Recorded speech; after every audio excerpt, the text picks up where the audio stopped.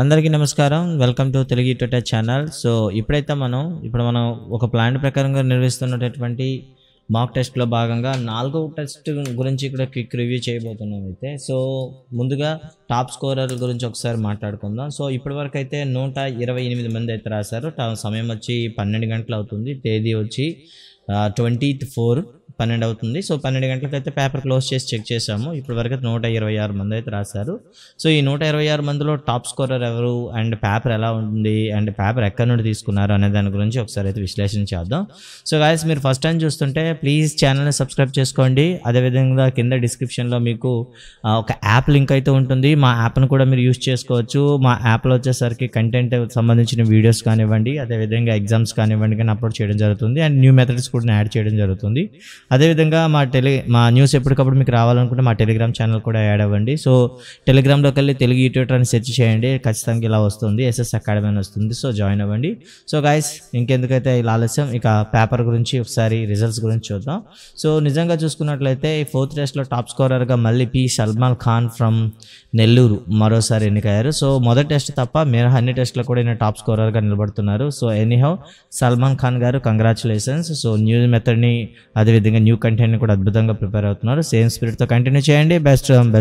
Best result output వస్తుంది. And second ప్లేస్లో Tanuja from Srikakulam second ప్లేస్లో ఉన్నారు 39 మార్క్స్తో. అండ్ ఫస్ట్ ప్లేస్లో అయితే 40 marks out of 46. And third ప్లేస్లో విబిడిహెచ్డి ఈస్ట్ గోదావరి నుండి రాశారు 38 మార్క్స్తో థర్డ్ ప్లేస్లో ఉన్నారు. అండ్ హుస్సేన్ అమ్మ ఫ్రమ్ కర్నూలు 4th ప్లేస్లో ఉన్నారు. అండ్ సుశాంత్ ఫ్రమ్ శ్రీకాకుళం 33 మార్క్స్తో 5th ప్లేస్లో ఉన్నారు. అండ్ సౌజన్య గారు 33 మార్క్స్తో మళ్ళీ 6th ప్లేస్లో అంటే 5th ప్లేస్లో షేర్ చేసుకున్నారు. అండ్ ఆర్ లక్ష్మి గారు 33 మార్క్స్తో 5th ప్లేస్లో షేర్ చేసుకున్నారు. ఇక తర్వాత వాళ్ళు ఒక ఆర్ఆర్ఆర్ అండ్ లక్ష్మి, మీనా, జ్యోతి వీళ్ళందరూ కూడా 32 మార్క్స్తో ఉన్నారు. ఇక 30 మార్క్స్లో ఉన్న వాళ్ళని కూడా ఒకసారి చూద్దాం. సో 30 మార్క్స్తో ఉన్న వాళ్ళు చూసుకున్నట్లయితే R Mohan Rao from West Godavari and Jamila and KRK and Uma మొదలైన వ్యక్తులందరూ కూడా 30 మార్క్స్తో ఉన్నారు. సో ఈ పేపర్లో 30 to 35 అంటే గుడ్ స్కోర్ అని చెప్పొచ్చు. అండ్ 35 to 40 అయితే బాగా ప్రిపేర్ అయ్యండి. అండ్ 40 అబవ్ అయితే అబ్సల్యూట్లీ ఎక్సలెంట్ అని చెప్పొచ్చు. సో ట్రై చేయండి. సో గాయస్, పేపర్ అనేది కాస్త టిపికల్గా ఉంది, ఎక్కడెక్కడ నుండో తీసుకొస్తున్నారని మళ్ళీ సేమ్ కంప్లైంట్ ఇచ్చారు. సో కంప్లైంట్ ఏం లేదు, ఒకసారి టెక్స్ట్ బుక్ చదివేటప్పుడు ఎలా చదవాలి, ఆమూలగ్నం చదవాలనే దాని గురించి చెప్తున్నాం. సో ఎవరైతే టాప్ పొజిషన్లో ఉన్నారో అందరికి కూడా తెలుగు ట్విట్టర్ నుండి హార్ట్లీ కంగ్రాచులేషన్స్. సేమ్ స్పిరిట్ని కంటిన్యూ చేయండి. ఎగ్జామ్ షెడ్యూల్ మొత్తం మీరు పూర్తి చేయండి. మీకు ఒక తెలియనటువంటి కాన్ఫిడెన్స్ వస్తుంది. డెఫినెట్గా మీరు చేయొచ్చు. అండ్ నోటిఫికేషన్ వచ్చిన తర్వాత ఇంకా డైలీ టెస్ట్లు అనేవి ఇస్తాం. సో దాన్ని కూడా మీరు ఫాలో అవ్వచ్చు. సో గాయస్, ఇప్పుడైతే మనం పేపర్కి వెళ్దాం. సో పేపర్లో చూస్తే ఫస్ట్ క్వశ్చన్ సమ్మోదం అనే పదానికి అర్థం ఏమిటని ఉంది. సో సమ్మోదం అనే పదానికి సో మీ టెక్స్ట్ బుక్లో చూద్దాం. సో అర్థాల నుండి వద్దాం. సో ఎందుకంటే టెక్స్ట్ బుక్లో మీకు చివరిగా ఉంది, ఎంతవరకు అబ్జర్వ్ చేస్తారా లేదా అంటే వెనకాల ఉన్న అర్థాలు మీరు చదువుతున్నారా లేదా అనే సందేహం కొద్ది ఇవ్వడం జరిగింది. సమ్మోదం అనేది టెక్స్ట్ బుక్లో చివరిలో మీకు కనిపిస్తుంది. సమ్మోదము సంతోషం అండి. సమ్మోదం అంటే సంతోషము. ఇక తర్వాత ప్రశ్న చూద్దాం. వాటిలో తప్పుగా జత చేసిన వాటిని గుర్తించండి. సో అదే పేజీలో మీకు కనిపిస్తుంది అనమాట. ఓకే, అదే పేజీలో మీరు చూడొచ్చు. రైట్, అదే పేజీలో మీకు వికలం, విమల, రవము, వల్లరి అని ఉంది. సో అదే పేజీలో మీరు చూస్తారు. సో వల్లరి అనే పదానికి అర్థం మారి ఉంటుంది. సో దాన్ని అయితే మార్చాను. వల్లరి అనేది తీగ. అండ్ నెక్స్ట్ సరిపోయింది. అండ్ రవము అంటే అర్థం ఏమిటి? సో రవము చెక్ చేయండి ఒకసారి. రవము అంటే అరుపు లేదా ధ్వని అండి. సో మీకు ఇక్కడైతే అగ్ని అని ఇచ్చారు. సో కాబట్టి అదే తప్పుగా ఉంది. ఆమె నడిచే దేవతలా అన్నట్టు ఉంది అనేది అలంకారాల గురించి చెప్తే అన్నట్టుంది అనే పదం మీకు ఎక్కడ కనిపించినా నేరుగా మీరు పెట్టవచ్చు. ఉత్ప్రేక్ష అలంకారము. సో చూడొచ్చు. ఒకే హల్లో మళ్ళీ మళ్ళీ వస్తే దాన్ని ఏమంటారు? ఇది వృత్యానుప్రాస అలంకారం అంటారు. దయచేసి బాగా పనిచేయండి. ఇది ఏమని పిలుస్తామంటే దయచేసి అని ఉంది కాబట్టి ఇది ప్రార్థనార్థక వాక్యం అవుతుంది.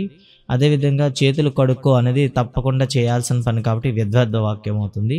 దేవాలయం అనే పదానికి వికృతి దేవాలయం అవుతుంది. సో దీనిపైన కూడా చాలామంది అడిగారు. సో ఇక మనం తర్వాత చూసుకున్నట్లయితే సంధి విచ్ఛేదన 2 ఇవ్వడం జరిగింది మీకు. సో అందులో ఒకటో చూస్తే వసుధైక అనే పదాన్ని విడదీయని అడిగితే మనకి వసుధ ప్లస్ ఏక వస్తుంది. సో దీన్ని కూడా మనం టెక్స్ట్ బుక్ నుండి తీసుకోవడం జరిగింది.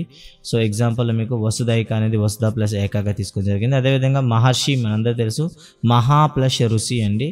సో ఇది కూడా విచ్ఛేదనం ఇచ్చేస్తారు. చిట్టెలుక అనే పదంలో దాగి ఉన్న సంధి కార్యం ఏమిటి? చిరు ప్లస్ ఎలుక చిట్టెలుకలు అంటాము. చిరు కడు నడి నుడి శబ్దంలో రడలు ఖచ్చిపరం బగునప్పుడు ద్విరుక్తటకారమం బగు అనే సూత్రం ఆధారంగా దీన్ని ద్విరుక్తటకార సంధి అని పిలుస్తాం. తల పండిన అంటే బాగా అనుభవం ఉన్నవాడు అని అర్థం. ఇక్కడ ఉభయ పద సమాన ప్రాధాన్యత గల సమాసం ఏదంటే ద్వంద్వ సమాసం. అదేవిధంగా క్రింది ఏ సమాసంలో ఉండే పదాలు అన్నీ కూడాను నామవాచకాలుగా ఉంటాయంటే మనకి ద్వంద్వ సమాసంలో కూడా అన్నీ కూడా నామవాచకాలు ఉంటాయి. రాముడు డు అనేది ఉంది ఇక్కడ. సో డుమువులు అనేది మనకు ప్రథమ విభక్తి. తర్వాత చూసుకున్నట్లయితే పొట్టకూడు పొట్ట కొరకు కూడు అని పిలుస్తాం.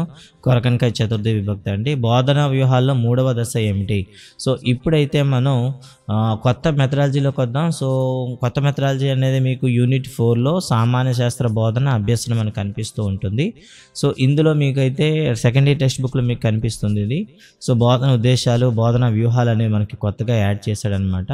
సో అక్కడ మీరైతే చూడొచ్చు. సో ఇది మనకి బోధనా వ్యూహానికి టేబుల్ అండి.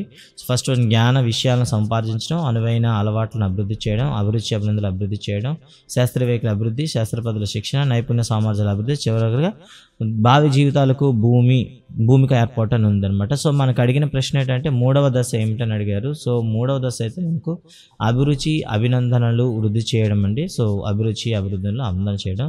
జేకే సూద్ ప్రకారం సనికాని వాక్యాలు ఏమని అడిగారు. సో గమ్యాల గురించి ఎక్స్ప్లెయిన్ చేస్తూ జేకే సూద్ గారు ఒక మాట అయితే చెప్పారనమాట. మీకు సాధారణంగా లక్ష్యాలు గమ్యాలు ఉద్దేశాలను కంపేర్ చేస్తూ ఆయన ఈ విధంగా చెప్పారనమాట. ఏంటంటే అన్నింటికన్నా సుదీర్ఘమైనవి గమ్యాలు.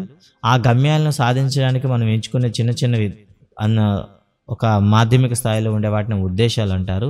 ఉద్దేశాలు అనేవి గమ్యాలతో పోల్చుకుంటే నిర్దిష్టంగా ఉంటాయి. అంటే ఇక్కడ గమ్యాల కన్నా చిన్నవి ఉద్దేశాలను మనం పోల్చుకుని వచ్చేవి లక్ష్యాల ద్వారా వచ్చే ఫలితాలు స్పష్టీకరణ అని పిలుస్తాం. అలా అనుకుంటే సో ఇందులో వాటిలో తప్పు స్టేట్మెంట్ ఏదని అడిగారు. సో గమ్యాలు అనేవి ఉద్దేశాల కంటే నిర్దిష్టమైనవి. ఇది తప్పు అండి. ఎందుకంటే ఉద్దేశాలు గమ్యాల కన్నా నిర్దిష్టమైనవి. సో మిగతావన్నీ రైటు. లక్ష్యం కలిగి ఉండడం అంటే అర్థవంతంగా పనిచేయడం అని తెలిపిన శాస్త్రవేత్త ఎవరని ఇచ్చారనమాట. సో ఇక్కడ మనకి డెఫినేషన్స్ అనేవి కొత్త ఉన్నాయి చూడండి. సో లక్ష్యం కలిగి ఉండడం అంటే అర్థవంతంగా పనిచేయడం అని చెప్పింది జాన్ డ్యూయి అండి. So John Dewey right answer. తర్వాత విద్యా లక్ష్యాలను ఒక వివరణాత్మక వర్గీకరణ ఉండాలని American Psychological Association convention Boston నగరంలో ఎప్పుడే సమావేశమైంది. ఇక్కడ మీకు తర్వాత పేజీలో మనకు కనిపిస్తుంది న్యూ మెథడ్లో.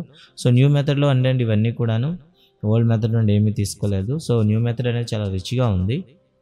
ఇక్కడ మీరు చూసినట్లయితే 1948లో బోస్టన్ పట్టణంలో అమెరికా సైకాలజీ అసోసియేషన్ కన్వెన్షన్ హాజరై కొందరు కళాశాల పరీక్షలు ఇష్టాగోష్ఠి సమావేశంలో కొందరు విద్యావేత్తలు విద్యా లక్ష్యాలను వాళ్ళ లక్ష్యాలను బట్టి గుంపులుగా లేదా విభాగాలుగా క్రోడీకరించారు. కాబట్టి మొట్టమొదటి సమావేశంలో అయితే దీని గురించి అనేది. సో 1948 అండి. బ్లూమ్స్ వర్గీకరణలో మానసిక చలనాత్మక రంగంకు కృషి చేసింది ఎవరు? సో ఇది కూడా కొత్త మెథడాలజీలు మీరు చూడొచ్చు. సో ఇక్కడైతే మనకి జ్ఞానాత్మక రంగం అయితే బెంజమిన్ బ్లూమ్స్ అంటాం, భావాత్మకం అయితే డేవిడ్ ఆర్ క్రాత్వెల్, మానసిక చలనాత్మకం అయితే RH Devi and Elizabeth Simpson అండి. సో 2 ఆన్సర్లు రైట్. అలా అనుకుంటే సో 3, 4 రైట్ ఆన్సర్. సో మీకు ఆప్షన్ 3లో ఉంది. మానసిక చలనాత్మక రంగం అనేది అత్యున్నత లక్ష్యం ఏమిటి?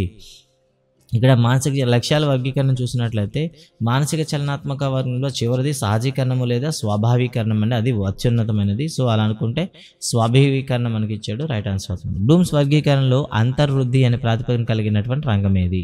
సో బ్లూమ్స్ టాక్సానమీ చూసుకుంటే సో సాధారణంగా జ్ఞానాత్మక రంగం అనేది సరళ నుండి సంక్లిష్టతకు ఉంటే, భావావేశ రంగం అనేది మనకి అంతర్వృద్ధిగా ఉంటే, అదే మూడోది వచ్చేసి మానసిక చలనాత్మక రంగం అయితే సమన్వయీకరణ మీద ఆధారపడి కొనసాగుతూ ఉంటుంది. ఇక తర్వాత చూసుకుంటే ఒక విద్యార్థి కే అనే వెంటనే పొటాషియం అనే మూలకాన్ని గుర్తించాడు. అయితే అతను సాధించిన లక్ష్యాలు ఏమిటి? సో అనడం, గుర్తించడం. సో నిజానికైతే ఇది ఎందులో అనిపిస్తుంది మనకి అనువాదం అని అంటాం. సో అనువాదం అనేది మనకి అవగాహనలోకి వస్తుంది. కాబట్టి సో రైట్ ఆన్సర్ అయితే మనకి అవగాహన అవుతుంది. పాదరసానికి గల వ్యాకోచ ధర్మం ఆధారంగా ధర్మం బీట పనిచేస్తుందని ఒక విద్యార్థి చెప్పాడు. అతను సాధించిన లక్ష్యం ఏమిటి? ఇక్కడ చూడండి, ఇక్కడ మనకి అన్వయంలో మనకు కనిపిస్తూ ఉంటుంది. ఇది సంశ్లేషణలో కనిపిస్తుంది. ఒకసారి చూడండి. సింథసిస్లో పాదరసానికి గల వ్యాకోచధర్మ ధర్మమీటర్ పనిచేస్తుందని చెప్పడం అనేది సింథసిస్ అండి, సంశ్లేషణ. సో రైట్ ఆన్సర్ సంశ్లేషణ. ఒక విద్యార్థి తన దగ్గర ఉండే దత్తాంశాన్ని వ్యాఖ్యానించాడు. అయితే అతను సాధించిన లక్ష్యం ఏమిటి అని అడిగారు. సో వ్యాఖ్యానించడం అనేది అవగాహనలోకి వస్తుంది. ఇక తర్వాత ప్రశ్నకు ఒకసారి చూద్దాం. తర్వాత ప్రశ్న వచ్చేసి ఒక విద్యార్థిని కారణానికి ఫలితం సంబంధం ఏర్పరిచాడు. అంటే కారణానికి ఫలితానికి సంబంధం ఏర్పరిస్తే ఇక్కడైతే మీకు కనిపిస్తుంది కారణానికి ఫలితానికి సంబంధం ఏర్పడుతుంది.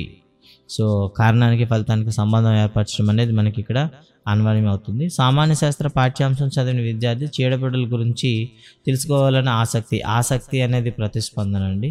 క్రింది వారిలో శాస్త్రీయ అభిరుచికి సంబంధం లేనిది. శాస్త్రీయ అభిరుచికి సంబంధం లేని స్పష్టీకరణ ఏంటంటే నీతి నిజాయితీని కలిగి ఉండడం అనేది శాస్త్రీయ అభివృద్ధికి సంబంధం లేని స్పష్టీకరణ అనమాట.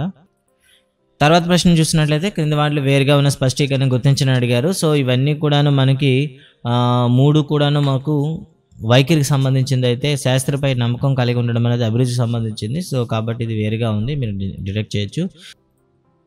ఇక తర్వాత ప్రశ్న చూసినట్లయితే మానసిక చలనాత్మక రంగంకు సరికాని అంశాన్ని గుర్తించండి అని అడిగారు.